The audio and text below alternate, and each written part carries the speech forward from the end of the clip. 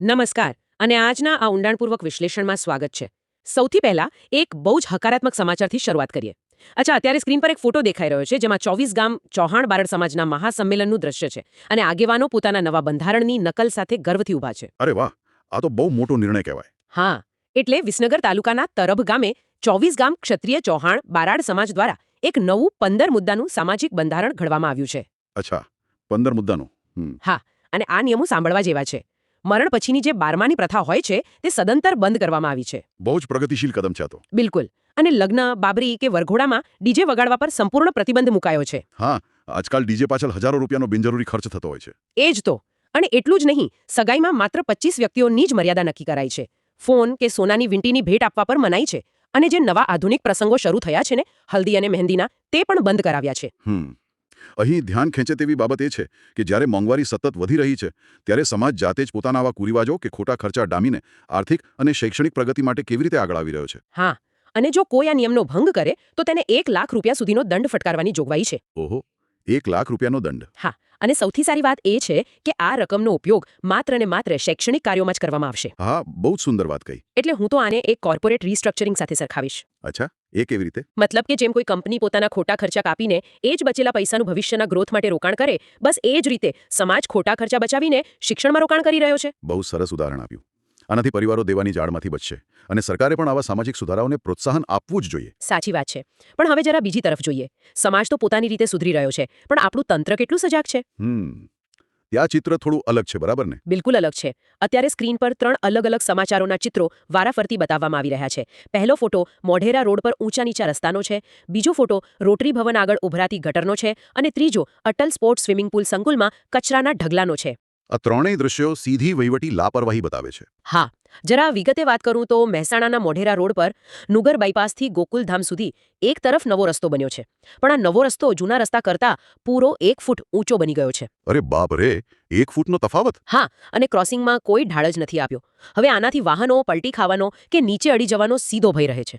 જો આ બાબતને આપણે મોટા ચિત્ર સાથે જોડીએ તો આ માત્ર કોઈ અગવડતા નથી, પણ નાગરિકોના જીવલેવા સાબિત થઈ શકે તેવી ગંભીર બેદરકારી છે. એકદમ સાચું. જ્યારે કોઈ વાહન સ્પીડમાં આવે અને ઢાળ વગરનો 1 ફૂટનો કટ આવે તો અકસ્માત થવો નિશ્ચિત છે. સરકારે આવા કોન્ટ્રાક્ટરોની જવાબદારી નક્કી કરવી જોઈએ અને કટ પાસે ફરજિયાત ઢાળ બનાવવો જ જોઈએ. બિલકુલ.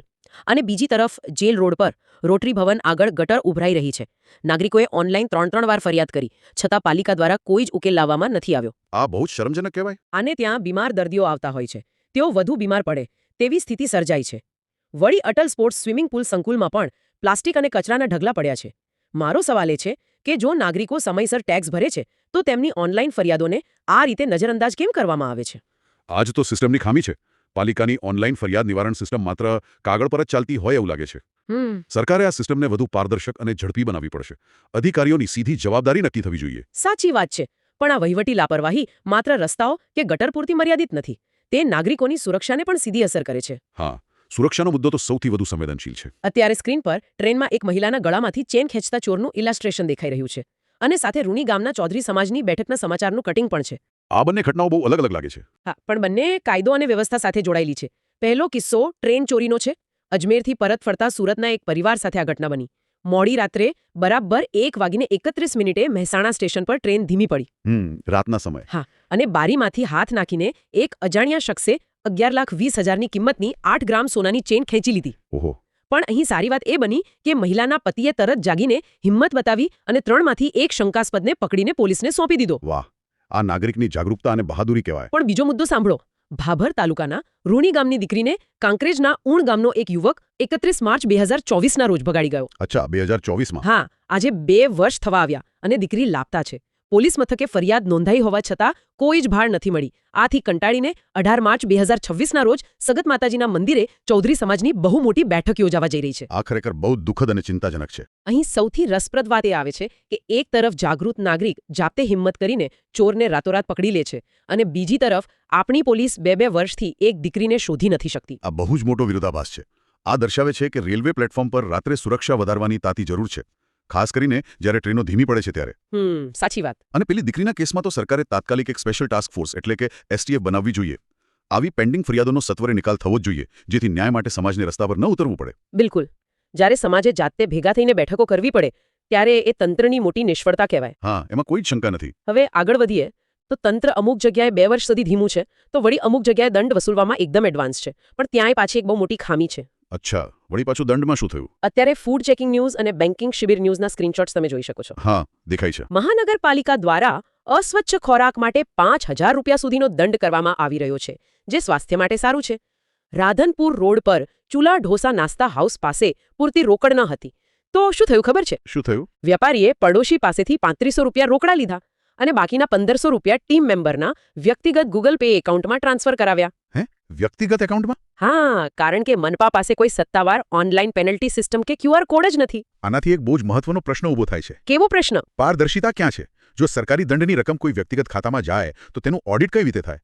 સરકારે તાત્કાલિક દંડ વસૂલાત માટે સત્તાવાર ઓનલાઈન સિસ્ટમ અને QR કોડ આપવા જોઈએ, જેથી ભ્રષ્ટાચારની કોઈ જ શક્યતા ન રહે. એકદમ સાચી વાત. અને આની જ સામે બેન્કિંગ નિયમો જુઓ. મહેસાણા સહકારી બેન્કિંગ શિબિરમાં બહુ સારી માહિતી અપાઈ કે જો ગ્રાહકના ખાતામાં મિનિમમ બેલેન્સ ન હોય તો બેંક સીધો દંડ વસૂલી શકે નહીં. અચ્છા, એવો નિયમ છે? હા, દંડ વસૂલતા પહેલા ગ્રાહકને SMS, ઈમેલ કે પત્રથી 1 મહિનાની નોટિસ આપવી ફરજિયાત છે. વાહ, આ તો ગ્રાહકો માટે બહુ જ સારું કહેવાય. અને એટલું જ નહીં, દંડ કાપ્યા પછી ખાતાનું બેલેન્સ ક્યારેય માઇનસ એટલે કે નેગેટિવ ન થવું જોઈએ. વળી રિઝર્વ બેંક ઓફ ઇન્ડિયાના 28 નવેમ્બર 2025ના સર્ક્યુલર મુજબ SMS ગ્રાહકને તેની પ્રાદેશિક ભાષામાં એટલે કે ગુજરાતીમાં જ મોકલવાની ભલામણ છે. આ બેન્કિંગ નિયમોની જાગૃતતા એ ગ્રાહકો માટે એક બહુ જ હકારાત્મક બાબત છે. આનાથી છેવાડાના માણસનો બેન્કિંગ સિસ્ટમ પર વિશ્વાસ વધશે. બિલકુલ. પણ મને તો એ વિચારીને હસવું આવે છે કે આપણે ડિજિટલ ઇન્ડિયાની વાતો કરીએ છીએ, બેંકો આટલી હાઈટેક થઈ ગઈ છે અને બીજી બાજુ સરકારી દંડ અધિકારીના પર્સનલ ગૂગલ પે એકાઉન્ટમાં જાય છે. આ કેટલી મોટી મજાક છે. હા, એ ખરેખર વહીવટી તંત્રની બહુ મોટી કમજોરી છતી કરે છે. પણ ચાલો, આ બધી વહીવટી ખામીઓ અને સામાજિક સમસ્યાઓ વચ્ચે ગુજરાતની ભૂમિ પર એક વસ્તુ ક્યારેય નથી ખૂટતી અને તે છે સેવાનો અવિરત પ્રવાહ. હા, સેવાના કાર્યોમાં તો ગુજરાત હંમેશા આગળ જ હોય છે. અત્યારે સ્ક્રીન પર કચ્છના નાના રણમાં આવેલા વચરાજ દાદા બેટ ખાતેના એક સેવા કેમ્પનો ફોટો છે. રણ વિસ્તારનો ફોટો છે. હા, વચરાજ દાદા બેટ ખાતે વઢિયાર પંથકના આશરે 300 જેટલા યુવાનો દ્વારા સતત 15 દિવસનો સેવા કેમ્પ યોજવામાં આવ્યો છે. આ કેમ્પ 20 માર્ચથી 3 એપ્રિલ સુધી ચાલવાનો છે. 15 દિવસ સળંગ? હા, અને વિચારો, 45 ડિગ્રી કાળઝાળ ગરમી હોય છે ત્યાં રણમાં. એવા આકરા તાપમાં આ યુવાનો પગપાળા આવતા પદયાત્રીઓ માટે છાશ, લસ્સી, લાઈવ ખમણ, ઠંડુ પાણી અને મેડિકલ સેવાની સંપૂર્ણ વ્યવસ્થા કરી રહ્યા છે. અરે વાહ, 45 ડિગ્રીમાં લાઈવ ખમણ અને ઠંડી છાશ, આ ખરેખર અદ્ભુત છે. બિલકુલ. આટલા આકરા તાપમાં જ્યાં ધૂળની ડમરીઓ ઉડતી હોય, રસ્તા પણ બંધ થવાની ભીતિ હોય, ત્યાં આ યુવાનોની પીછેહટ ન કરવી એ જબરદસ્ત પ્રેરણાદાયક છે. તો આ બધાનો અર્થ શું થાય છે? આનો સીધો અર્થ એ છે કે જ્યારે ભૌગોલિક પરિસ્થિતિઓ કઠિન હોય અને સરકાર કે તંત્રની પણ અમુક મર્યાદાઓ આવી જાય છે, ત્યારે નાગરિકો અને સમાજનું આ પ્રકારનું સંગઠન જ મુશ્કેલ પરિસ્થિતિઓને પાર પાડવામાં સૌથી મોટું મદદરૂપ સાબિત થાય છે. સાવ સાચી વાત કહી. સમાજની તાકાત જ એની એકતા અને સેવામાં રહેલી છે. બિલકુલ. તો આજના આ ઊંડાણપૂર્વક વિશ્લેષણમાં આપણે ઘણા બધા પાસાઓ જોયા. હા, અને ચર્ચાના અંતે સાંભળનાર માટે હું એક બહુ જ મહત્વનો વિચાર છોડી જવા માંગુ છું. ચોક્કસ જણાવો. આજે આપણે આ વિશ્લેષણમાં જોયું કે સમાજ પોતાની રીતે કડક કાયદા બનાવીને આગળ વધી રહ્યો છે અને રણની કાળઝાળ ગરમીમાં પણ નિસ્વાર્થ સેવા આપી રહ્યો છે. પરંતુ શું આપણું સરકારી તંત્ર અને આપણી માળખાકીય સુવિધાઓ ખરેખર સમાજની આ ઝડપ સાથે કદમ મિલાવી શકે તેમ છે ખરા? બહુ મોટો સવાલ છે. હા, આ એક એવો પ્રશ્ન છે જેના પર દરેક નાગરિકે શાંતિથી વિચાર કરવાની જરૂર છે અને પોતાના ચૂંટાયેલા પ્રતિનિધિઓ પાસે આનો જવાબ માંગવાની પણ એટલી જ જરૂર છે. એકદમ સાચું. તો નાગરિકો, જો તમારે આવા જ વ્યવસ્થિત અને ખરા સમાચાર આધારિત મહત્વની અપડેટ રોજે રોજ મેળવવી હોય તો moghirumehona.in એટલે કે moghirumehona.in વેબસાઇટની રોજ વિઝિટ જરૂર કરો. હા, સાચા સમાચારોથી જ સાચી જાગૃતતા આવે છે. બિલકુલ. અને જો સાંભળનારને આ માહિતી અને વિશ્લેષણ મૂલ્યવાન લાગ્યા હોય તો મોઘેરું મેહોણા ચેનલને આજે જ સબસ્ક્રાઇબ કરો. અને આ વિડીયોને લાઇક અને શેર કરવાનું ભૂલતા નહીં, જેથી અન્ય લોકો સુધી પણ આ જાગૃતતા પહોંચે. હા, અને ખાસ વાત, જો તમારી આસપાસ પણ આવી કોઈ ઘટના બની હોય, કોઈ સમસ્યા હોય અથવા તો તંત્ર કે સરકાર માટે તમારું કોઈ સૂચન હોય તો કોમેન્ટ બોક્સમાં અમને જરૂર જણાવો. તમારા વિચારો બહુ જ મહત્વના છે. ચોક્કસથી. તો આજના ડીપ ડાઇવમાં આટલું જ. ફરી મળીશું નવા સમાચારો અને સચોટ વિશ્લેષણ સાથે. ત્યાં સુધી જાગૃત રહો અને સવાલો પૂછતા રહો. નમસ્કાર. નમસ્કાર.